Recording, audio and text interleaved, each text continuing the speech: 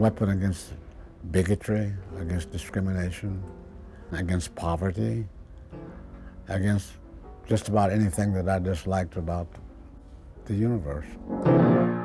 Gordon Parks is 84 now, a storyteller who communicates his message in many ways.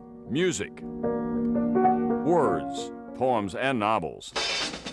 Films. He was Hollywood's first black director. Remember Shaft? That was his.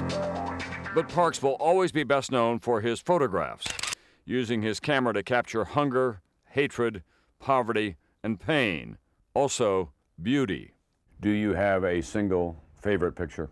That's a picture of Ella Watson, the charwoman, standing before the American flag in Washington, D.C. in 1942. Parks snapped that shot on his very first day as a government photographer. He called it American Gothic, the same name as the famous painting that inspired him. She had her mop and broom, and I stopped her and I said, could I photograph you? For the next half-century, including 22 years as Life magazine's first black photographer, Parks would ask people around the world the very same question. His camera capturing black and white, rich and poor, the famous and fashionable, crimes and punishments. There has been enormous progress made in America on racial issues, but we've got a long way to go.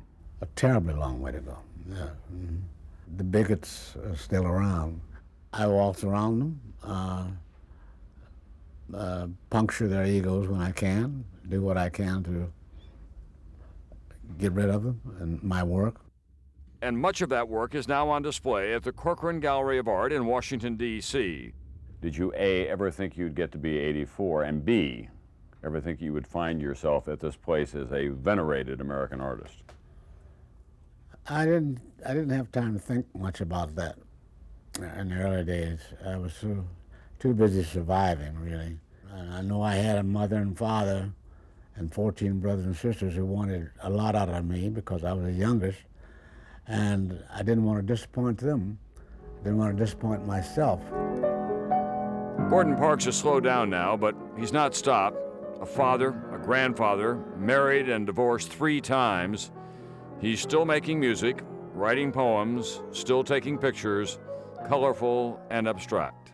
I'm more creative than I've ever been in my life. If I were to feel that I had arrived, that would be all over.